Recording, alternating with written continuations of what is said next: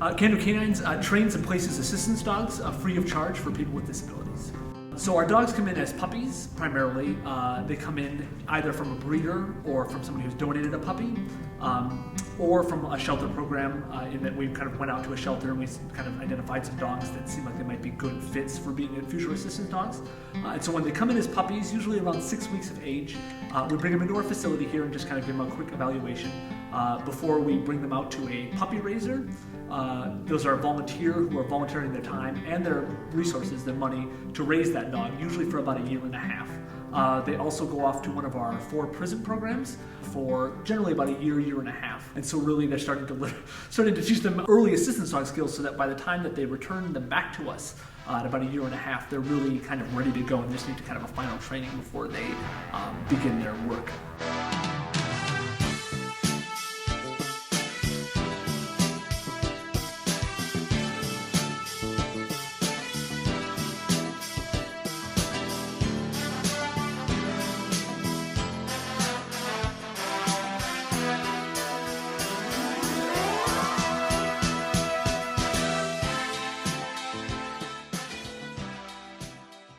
Humans and dogs have worked together for hundreds of years.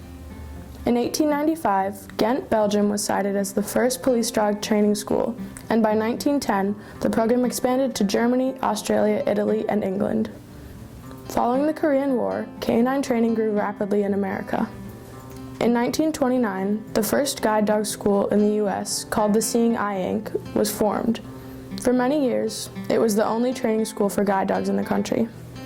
In 1960, the practice of using dogs to enhance the lives of people with disabilities grew rapidly.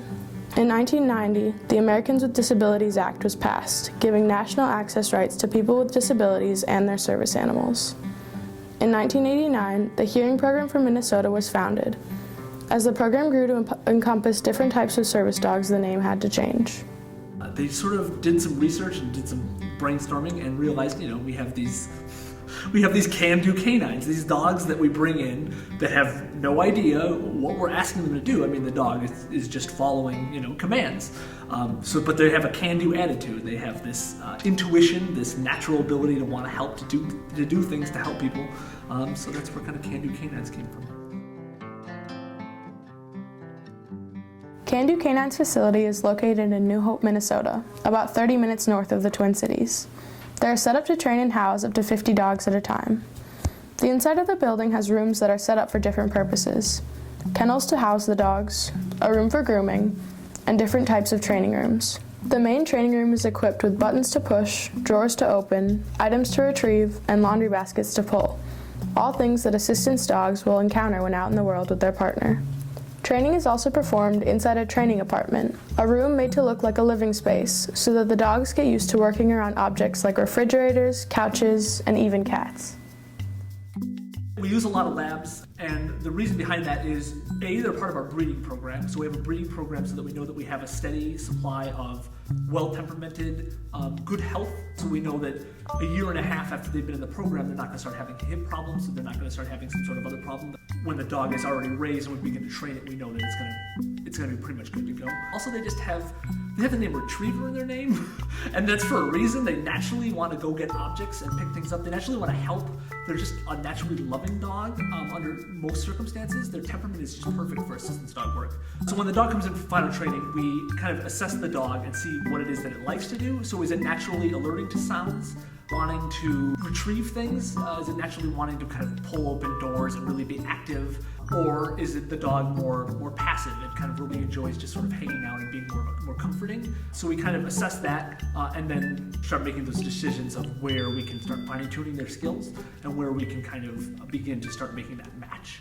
The client comes into our facility here, or we go to their home. We begin the training with the dog themselves. We want to make sure that partnership is there, that bond is there, and that dog naturally wants to work for that person, and that the two are a team. So it's not just a dog working for the person. We really believe in mutually beneficial relationships.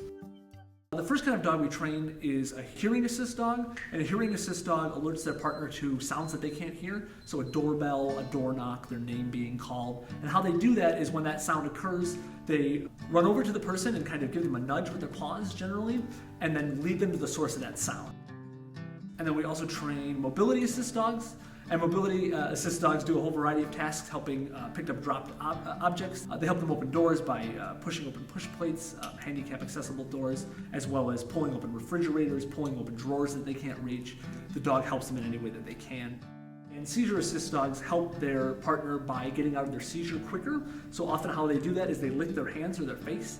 And what that does is that helps the person get their sensation back and helps them reorient to their surroundings. The quicker that they get their sensation back, the quicker they come out of their seizure, and the less health effects they'll have from that seizure. We also train diabetes assist dogs, and diabetes assist dogs help their partner by they continuously smell their partner's breath. There is a chemical in your system that when your blood sugar is low, the dog can smell that. People with hypoglycemic unawareness can no longer tell when their blood sugar is low. So at any given time, their blood sugar could start dropping. They don't know it, and then they could have an episode, go into a seizure, something along those lines. And so the dogs are literally saving their lives by letting them know that it's time to test. And then the last dog that we train is autism. So what our autism assist dogs do is, firstly, they are tethered to the child when they're out in public. So if the child tries to bolt, the dog acts as an anchor, and that way the child will go virtually nowhere, and that helps. But what we found mostly is just having the dog there in public, the child has something else to concentrate on. They have a friend. They know that it's a safe friend with them. Their anxiety just tends to go lower and lower and lower. Before we had Dawson, either my husband or I were holding Paul's hand at all times because we knew that he could just run and cross the street. Now that we have Dawson, we don't have to because he's attached to him. So it's such a relief. With autism, there is no recipe. There is no magic book that tells you what to do and what's going to work. So really the only approach is keep trying. So when you find something that it works, it's just a celebration.